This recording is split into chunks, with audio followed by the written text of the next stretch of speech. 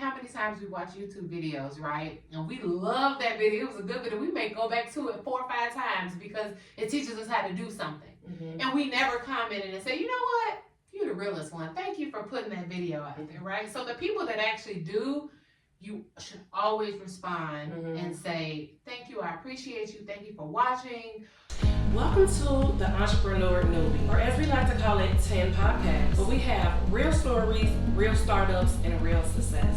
I'm your host, Davina Shorter, and I am here to guide you through your journey of entrepreneurship. Each week, we'll have different entrepreneurs from various industries who are gracious enough to share their startup story. They'll share their ups, their downs, and everything in between. So if you're thinking about starting your own venture, or you're just interested in hearing the startups of these entrepreneurs, then you are in the right place. So grab a pen and paper, settle in. Let's go on this journey into entrepreneurship. Without further ado, let's dive right in. Welcome to episode 1, where we interview Dominique the BCBA mom, Shorter Taylor. She's a board-certified behavior analyst, CEO of Shorter Taylor Behavior Consultant, keynote speaker, college professor, mother of 4, wife, and my favorite part, she's my sister. In this episode, we'll explore how you can take your knowledge and expertise from the job that you're working right now and transition it into a career of a content creator and an influencer, making money. So let's jump right in and welcome our first guest on 10 Podcasts, Dominique Shorter Taylor. So we would literally go and rent these spaces. Yes. And have content days. How it all started. This is how it all started. We would go get our makeup done by Ashley. Yes. Shout out to Ashley from So Bella Beauty Bar. We would bring a whole bunch of changing clothes. Yes. She would, we would split.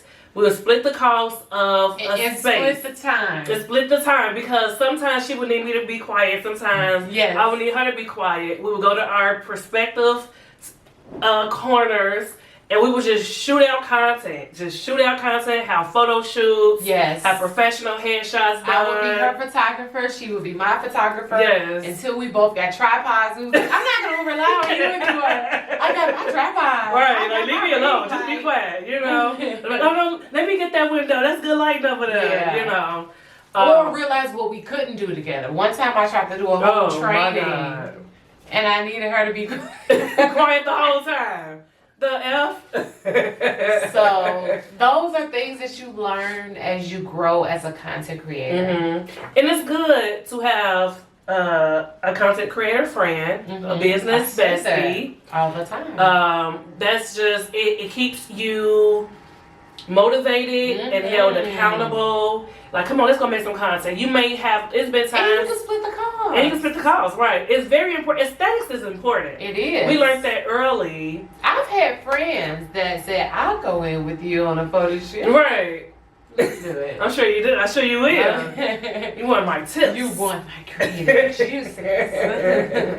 But yeah, stuff like that is important. You know, even, getting your family out or having your own space or just dedicating a day. We talked about editing. Editing is a beast. It is. Editing. Have you ever had a software crash on you mid-video? Like, there's nothing like that type of loss. No, I'm dealing with the computer crash right now on the whole video that I'm editing. So yeah, and being an amateur, like I had never edited a video before. I've always been in front of the screen, like that's where I shine, and then I had to get behind the screen and figure out how to use this. But it allowed me to tap into, I'm always like a movie buff. I love movies. I love watching movies. But I didn't realize I was picking up on the way the shots were being, taking place, and how this is sped up and how this is angled. So now I try to learn those features in the way that I edit my video. I was like, ooh, this is something I would watch. When you learn, okay, I'm glad you said that, because because you was an actor and because you love to watch movies, as the consumer what is good, right? I'm gonna get in your business a little bit. Okay, so you recently got monetized on YouTube. Can you kind of talk about like the multiple streams of income from being an influencer? Ooh, that's a good question. Okay. The multiple streams of income. So let's start with the YouTube channel. I did not get. I want to say I had the YouTube channel for 3 years before I got monetized. Okay. I had the opportunity to get monetized year 2, but I missed the email. That's missed the email. You get an email and they say you are now eligible, but you gotta go through these steps. I missed it because I just was focused on something else at the time. So then I had to start over. The clock starts over. So you need 4,000 watch hours every 365 days. So then I had to start over because it's not just about having 1,000 subscribers. I had over 5,000 subscribers, but it has to show that your channel is bringing in traction consistently. So what was the question? The multiple streams of income. Oh, the monetization didn't happen until way down the line. I would say the first stream of income that the YouTube produced for me was notoriety. Like, people noticed who I was. People thought that I was a creditable source to where I got hired as a professor at a university to teach and to mentor in their ABA department. Although the school didn't know about my YouTube channel, it was one of the students that reached out and that advocated that I apply for this position that they were looking for, BCBA supervisor. So that was the first thing. And there have been like so many meetings that I've gone into just as a consultant, and I'm sitting in the rooms with people, and at the end of the meeting they'll say, you know, I watch all your YouTube videos, right? How is that feeling? It's still overwhelming. Like, I still feel like, oh really? Like, oh my gosh, that's really not me. Like, I'm so ashamed. But that's because my online persona, I really get, I just get out of my scientist, persona, which is, what we gotta see on an everyday basis. So it was that I got opportunities to do more speaking engagements and conferences and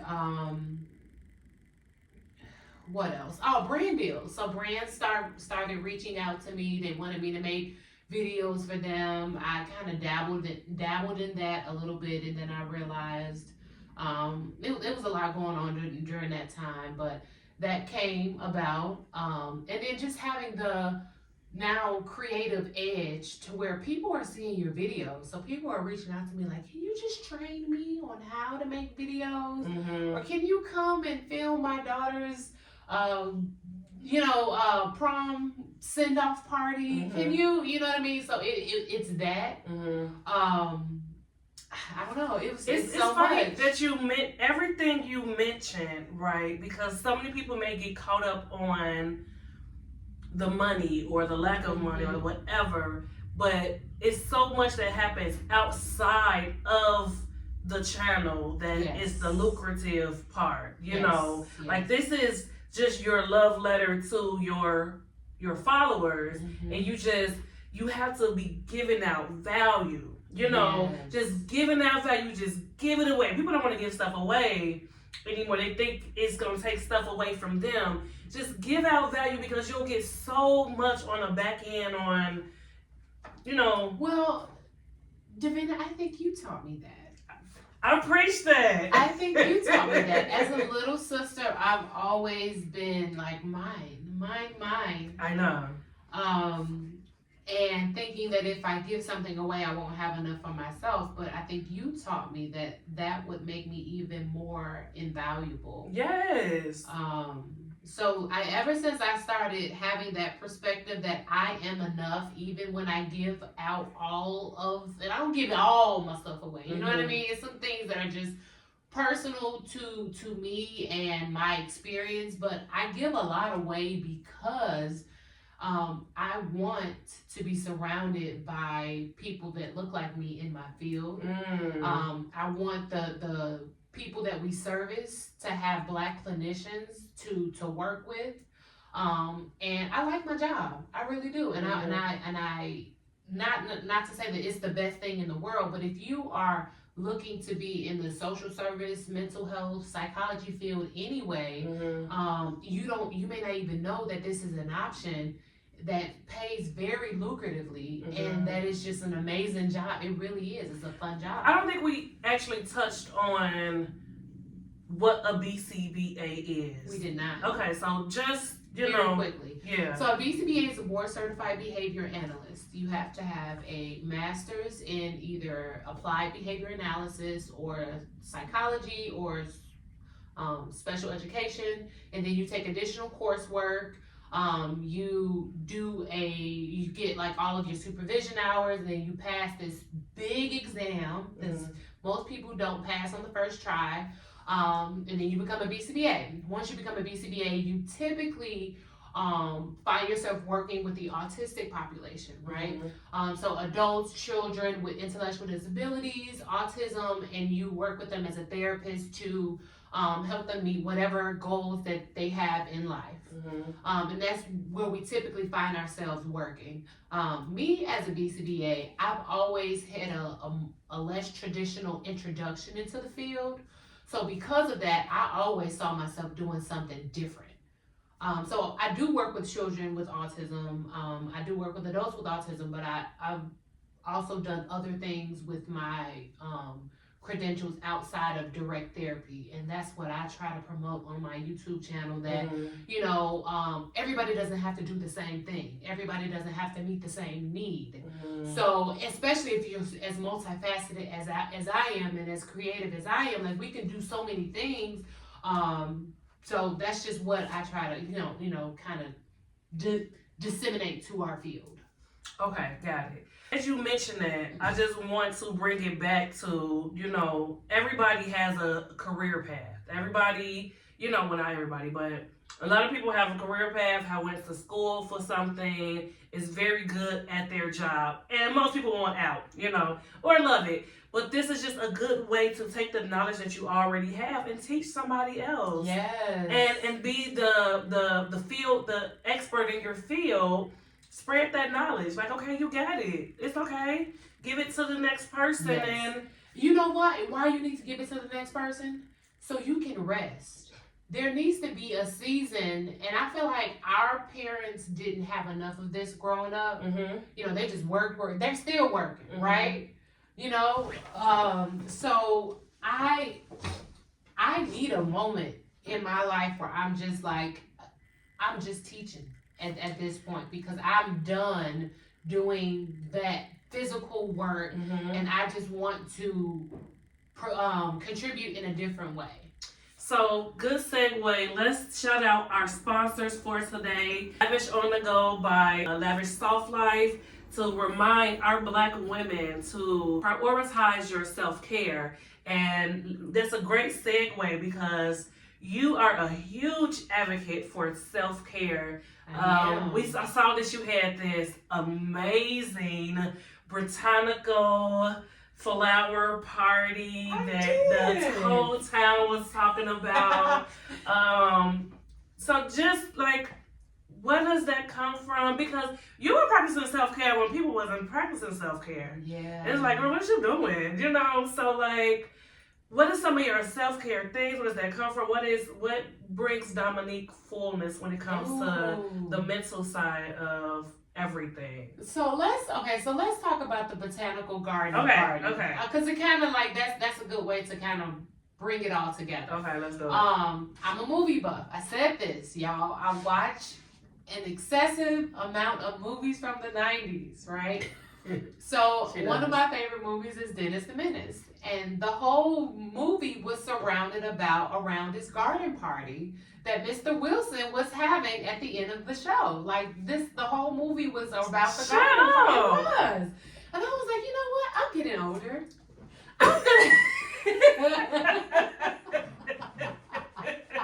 Shut up! Yes! When you think about it, right? Because he had to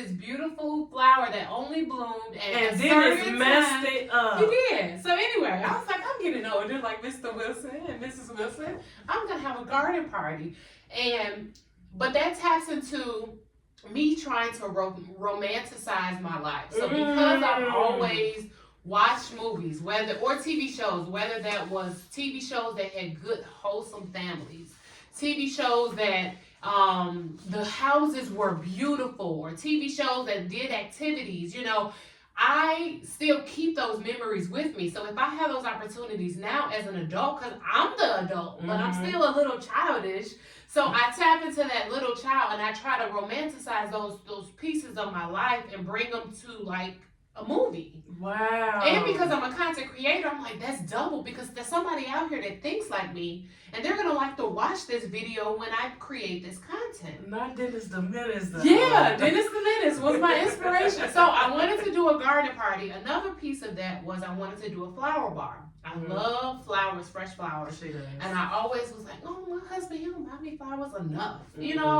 Like and it was like every 2 weeks I started buying myself flowers just to wake up to look at them, just to arrange them. I needed to start doing things that kept my hands busy and my mind busy, because soon after, we all were in a pandemic, and then stuff just started getting harder. Life started getting harder. But before that, I had a very demanding job. Being a therapist, I think about clients that I haven't seen in 11 years. You know what I mean? I keep that stuff with me. On top of that, I'm a mother of a child with special needs. Like, that is another layer of things I have to navigate on a daily basis, that I'm like, I need to find my peace every single day. It was a journey. It wasn't like all right, I am happy. It's like, no, every day you need to you have to find intentional things to be happy. Yes. So, and then I was in pain all the time. I got pregnant. I gained like 65 pounds during my pregnancy, and my back, I was in so much back pain, and it just never went away. So the kid is 6, and I'm still experiencing like back pain. Well, he was a really big baby. He was a really big baby. But so I started getting into yoga, and I tried to get into meditation, and these things don't even cost a lot of money, so it helped. I started taking walks more. I'm like, I'm not, if I'm not a runner, I'm not a runner. But if you take a walk, like, no, she's like, you need to get out and walk. You need to walk. I'm like, okay. Because she has I wish I lived in a better area where walking was just easier. Like, you have it so easy. If I had it easier to get out and walk, I would walk more. I think about you every time I walk. You should. Get out and walk. You need to get out and walk. You need to get out and walk. I'm gonna get out and walk. So little things like that. And when I do, so like, I have kids, right? And that can be stressful. A lot of people are like, dude, you got 4 kids, isn't that stressful? Well, not if you not if you enrich the environment, right? So identify the things that your kids like and do those things with them. Set out time for that, where you can be uninterrupted with your kids, and then you may have fun too. Like, I love carnivals. I love Disney movies. I love getting cotton candy and going and getting ice cream. Like, secretly, you love that stuff too, right? So why do you keep saying no? Carve out time, spend time with your kids, romanticize that part of your life. You know what I'm saying? Like I said, it was those movies where I saw nice, wholesome families being represented. I was like, I want to do that with my kids. I love that. Yeah, and it switches the stress. Now, sometimes right now I'm at that age where I have teenagers, and they're like, I don't like this. Like, we have our chairs packed, cooler packed. I'm like, we're going to a music festival, and then they're pouting. I'm like, man, it's welcome to my life. Right. So now I'm in a new place where I'm like, okay, you have the opportunity to say no to this. I'm okay with that. You're okay with that. And the ones who want to go, we can go. So it's just not engaging in power struggles. Like, it's soft life, and I have to also learn not to engage in like avoidant behavior, because sometimes, like, I was raised to be non-confrontational. Like, we were raised to be non-confrontational.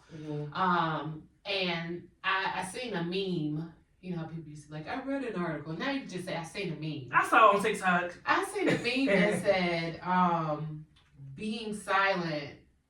You can't say I'm protecting my peace just by being silent or just by avoiding confrontation. Like you still like there has to be a balance, right? But I feel like everything is not a fight. Everything doesn't deserve a fight. I kind of had that balance within my parents. Everything was a fight with my dad. My mom really didn't pick a fight with a lot of things. So I try to kind of use that unique balance and address the things that need to be addressed. But I also try to allow my kids to be individuals. And the more you let go, the more you realize, oh, they got this. Yeah. So I love that. So let's get into something fun. Okay. All right. So let's do this or that content creator edition. All right. Okay. Sounds fun. Blog post or YouTube video? YouTube. Q&A session or pre-recorded webinar?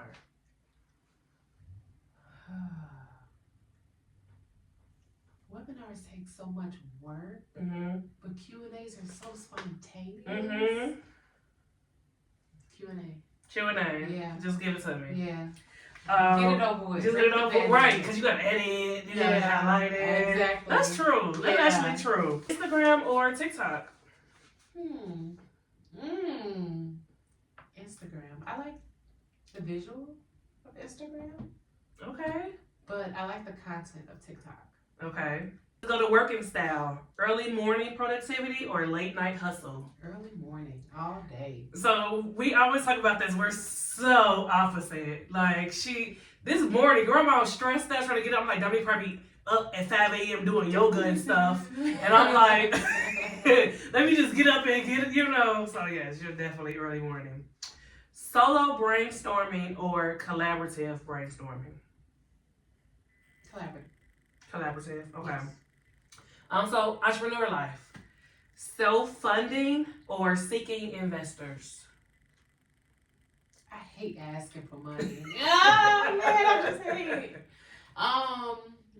And because of that, I know it's my toxic trait. So I'm just gonna do it on my own. That's a whole nother video. Yeah, it is. Entrepreneur choices: working from home or renting a workspace. I think a hybrid model is best for me because sometimes I do love to be, as soon as I'm done with that Zoom call, I can just run to my babies and run to and be back in home versus the hustle and bustle of finding a park, getting in my car, packing all my bags. You know what I mean? Oh, you have a lot of bags. I do have a lot of bags. So, a nice balance of both. Okay, so if I say these wrong, because you know how ABA can be very particular, feel free to correct me. Okay, so ABA strategies and approaches. Discrete trial training or natural environment training? Natural environment training. You did that right. Thank you. Yes. I did my research. Yes. Okay, so ABA approaches, one-on-one sessions or group sessions? Depending on what the kid is working on. That really depends. Okay. Yeah, because that would really depend on what the kiddo is working on and what they're comfortable with in the moment. Oh, good answer. Yeah. Cue cheer. Okay, so this is content planning. Okay. Spontaneous content or scheduled content? Scheduled. I hate spontaneous. That's why I don't go live. It's like, no. What are we talking about here? I need to write this out. Yes. Okay, short and punchy post or long detailed post? Short and punchy. Short and sweet, baby. Don't give me too many words. Okay, so influencer collaborations. Podcast guesting or co-hosting a webinar? Co-hosting a webinar. Okay, love that. Guest blogging or Instagram takeover? Instagram takeover. Although you just did a whole article that, you know, I we did, featured. and that was new for me. That was new territory. So that was fun. Yeah, that was. Yeah. Okay. You want to talk about that? Yeah, let's talk about that a little bit. Can we toast to that again? Let's toast to it. So why I think this is so important for me is because there's an article out there. I'm trying to remember what the name is. It's an ABA article for those of you guys who have access to ABA articles. But basically what it says is we have the potential applied behavior analysis to change some of the world's most socially significant problems that'll enhance your quality of life or for human survival, right? Mm-hmm. But if we only focus on just our own population, if we're only like talking within ABA conferences, what are we really doing? Like it's an echoing chamber. So one thing that the article says, and I've been doing it before I even read the article. I didn't even realize that's just who I am. But it says you have to get out of our chamber and start putting our information in relatable language and terms to other people who are already doing this work. So getting our science to a Black-owned, woman-owned mental health magazine focuses on parents and caregivers, like that's big, that's major. So that project, along with other projects like going to local radio stations, I've been doing this since 2019, going to local radio stations and talking about applied behavior analysis. Who listens to the radio still? You know, our grandparents, our parents, so that's a way to get ABA out to that population. Going on podcasts, going on other people. Like, so you have to be able to get comfortable with getting outside of your comfort zone. And I want to do this new training that I'm working on, and it's called Stop Preaching to the Choir. It's easy to preach when the choir is behind you. They're like, Pastor, you doing it, Pastor. But when you actually get out of that comfort zone, what are people saying about what it is that you have to say? And how do you need to fix that so that they want to work with you? I love that. Yeah. I love that. Yeah. Okay, back to the game. Okay. Oh, sorry, I got real serious. There was a game going on. Okay. Reading a book or watching a movie? Watching a movie. It's my guilty pleasure. It is. Yoga session or cardio workout? Because of my back, I would say a yoga session, but I do love a good Zumba. Like if it's a dance aerobic, I'll do it. But any like other things, it's the lower back for me. Okay, I'm sorry. We're going to pray for healing for your back. Thank you. I appreciate that. I touch and agree. Touch and agree, sis. Okay, so responding to comments or direct messaging? Depending on what the comment is. I don't think I've ever gotten, thank God, I don't think I've ever gotten a negative comment. So I definitely respond in the moment. I don't direct message them. Unless there's something that I need to share with them. But yeah, yeah, definitely. I think that's a part of growing your brand. Yeah. Yeah. We talked about that. You always tell, what's the book you always? Superfans. Superfans. Superfans. Give me a little quick. So Superfans is a book that I read. I can't think of the author right now because it's in my phone. But it just teaches you how to, not to just have a subscriber, but how you can turn your subscriber into a super fan.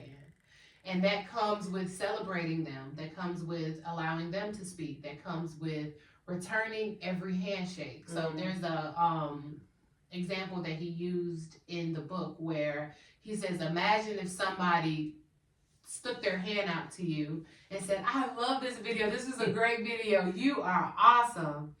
And then they just had their hand out there, just hanging for like 3 days. For 3 days, their arm is getting tired because you didn't respond, meaning you didn't return the handshake.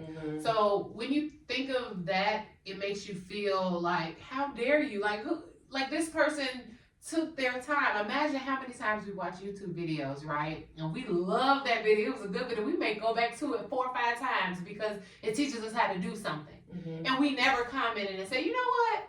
You're the realest one. Thank you for putting that video out there, right? So the people that actually do, you should always respond and say, thank you, I appreciate you. Thank you for watching. You know, I used to pour it out like, you don't know how much this means to me. Like, I was so appreciative for every little comment. And I think people felt that authenticity. So yeah, super fans. I love that. Yeah. I gotta get better at that. Yeah, that's just a tip. So, what tips do you have for people, for future Domina BCBA moms that may have a career right now and want to transition into being a content creator? Do you have any just top tips that you would want to share to someone? Yes. Well, the first thing I would say is don't be afraid to tap into that little person. Whoever you wanted to be when you were young. If that still is bringing something in you right now, then that is your purpose. So I would tap into that and not ignore that. It helps if you have people that support you in that, whether that's your job that allows you flexibility to do that, or you have a support system at home that will, you know, leave the house so you can, you know, create that content. But that's a good place to start. Another thing is find a mentor, whether that's a influencer that you watch frequently and, you know, get some tips from them. And I'm not saying to copy and paste and duplicate what someone else is doing, but inspiration is it's that's what what it it is. Still like an artist. That's how I started my YouTube channel. It was someone who wasn't in ABA at all, but I love the way she kind of had her channel set up. I loved how sometimes she did day in a life vlogs. Sometimes it was informationals, and you know, that's what inspired me to create my channel. So find that person, whether it's in person, somebody you know that's doing it, or somebody that's online. Preferably you want to find someone who's doing it so that you can still have a conversation with them and get those specific tips if that's what you need. Stay consistent. Have a plan. A plan can be writing a script or writing a template of just some titles. Write everything down. And I say this in life in general. I think there's a scripture out there. I don't even know the scripture, y'all. I ain't holy for real.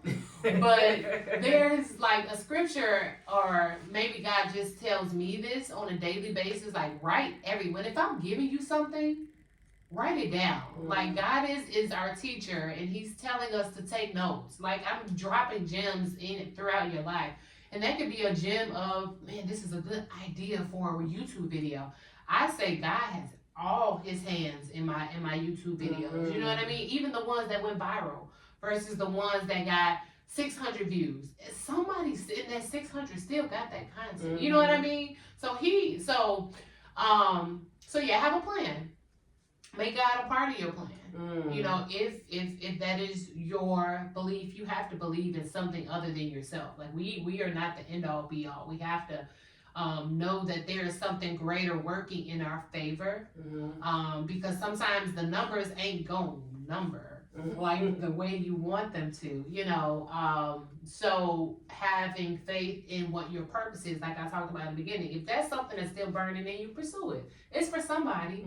It may not be for 100 million people. I still haven't reached 100 million people, but let me tell you about the time, and I know you didn't ask this, but the time that I knew I made it, and it was a very small little piece of a moment, but the time I knew I made it, I was listening to YouTube while I was sitting in my car, probably eating in my car. I do that a lot. And I was watching my videos, and you watch your own videos? I watch my own videos. You have to watch your own videos. First of all, I want to make sure I still stand by what I said back then.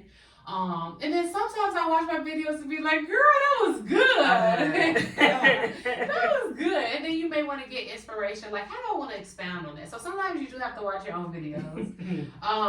So I was watching my own video and I saw a commercial pop up in the middle of my video. Mama, I made it. I was like, oh my God. And it was a Queen Latifah Maybelline commercial. I think it was that.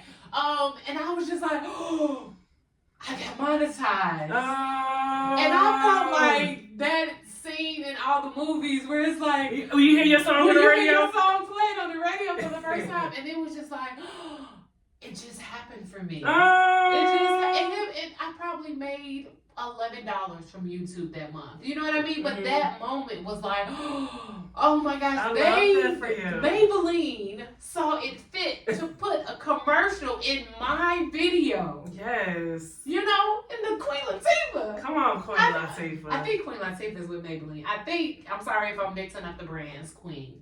But I was just so excited. And another instance was I was at a professional conference, majority white. The field is majority white, and as I'm registering for the conference, I think a group of black girls came up to me and was like, "Are you Dom, the BCBA mom?" And I was like, "I am." It was just like one of those being recognized, you know, that sort of thing. And then I went to a black conference the same year, a black professional conference, and they were like, Dom, the BCBA. Like, people were lining up to take pictures with me, and I presented at that conference that year, and people were like, the whole weekend were like, it was amazing. It was amazing. So that was like, whoa, y'all really like my content. Right. Yeah. All right, Dom. Yeah, I love it. Okay, so Dominique, what's next for you? What's next for me? So I don't know. Like, there are I can say there are so many things because I have the type of brain, the neurodiverse system that every day I think of new things that I want to do. And that's why I like this career, because you can really apply it to any setting. So right now I'm working with a different population, and I'm doing some new projects with this job that I'm doing. I'm continuing to do YouTube videos. I want to get back more on a schedule and take that serious as one of my jobs. I will always be a mother. I will always make time for my children. But I want to make more of a global impact, and I know that that is a part of my purpose in some way or another. So I do want to do more speaking engagements. I want to be invited as an invited speaker at universities, or, you know, I would love to pilot a ABA program at an HBCU, at my HBCU. That would be great. I would love to teach at universities more. But I know I can't do it all. So I want to just give myself time. Right now, I'm in a place where I'm just coasting. Soft life, right? And then sometimes I get in grind mode and I want to do 5 projects at the same time. And I used to feel like I had to be in grind mode constantly, or else I would dwizzle out. And I had to realize I've already planted so many seeds that the harvest is coming regardless. Like, I can, like the thing say, you can still rest. And everything will happen for you. It's still going to happen. So I'm in a place of rest right now. Love it. That does still mean I'm working. That does still mean I'm a mom. That does still mean, you know what I mean? But if I could just interject, because anybody who knows me knows that I am the queen of digital projects. And when you do digital projects like a YouTube, you do a lot of work in the beginning, but you can rest. You can. And you're making money. And when you need those moments that you just need to rest, you have already planted those seeds. That is your body of work that will live forever, even when you're gone. I didn't even think about that. You know, I love a good digital project. You better get you some, because that is what's going to sustain. Yes. Not only that, I've done some ABA trainings as digital projects. Yes. So, you know, checking the bag. People are always gonna just find something that people are in your field is always gonna need. Yes. Straight out of their graduate program, straight out of undergrad, stuff that they need, stuff that they would assign to the whole class. Yes. Those are the things that you should focus on. And you're always making money in your sleep, or some you did, you know? And then you're also always impacting your niche or your field in a very pivotal moment in their career. Like, they're going to hear from you first. Yeah. How can people reach out to you? I know you have supervision. If people want to do a mentorship for YouTube, content creators, speaking engagements, any of that stuff, what are you offering? How can they find you? So usually I bees in the trap. Bees in the trap. No, really. No, okay, so you can definitely find me on my YouTube channel, Down the BCBA Mom. As I said, I usually respond to comments. Try to respond very quickly. We'll see. Go check it out and we'll see if she actually responds. Go check it out, right? You can also follow me on Instagram, Dom_the BCBA Mom. You can find me on my website, STBC-LLC. That's STBC -LLC. But if you're interested in seeing like what my content is like and seeing me more consistently on a regular basis, you may want to check out my Instagram, because I do post a lot of stories. I post a lot about days in life and my journey of being an entrepreneur, and like sometimes I'll do behind the scenes. Like, it's a content day, and I'll show you everything, all the equipment. I'll show me changing clothes, you know. So if you want to do that, you'll see that on Instagram. If you want to see the finished product and get that information, then you'll see that on YouTube. If you want to see me act a fool, you'll probably see that on TikTok, because I can just let loose. And those are just different avenues that I'm allowed to be creative. I think in the future you'll see me on bigger platforms. I do still feel like I'm drawn to TV and film and production. And there is a path for me and a purpose for me there. I don't know how or where or why yet, but I do see that happening. Yeah. So that's where I am. Well, Dominique, it's been such a pleasure talking to you today. If you received any type of jewels, if you liked this video, if you just was like, that was so good, if you could just do me a favor and subscribe to this channel so you'll be notified when more lovely entrepreneurs like Dominique come out to show, to provide you with tips and jewels and content and guidance to navigate through this world. We'll be back same time, same day next week. And thank you for watching 10. Bye. Bye. That was my first time wrapping up. I don't know how it's going.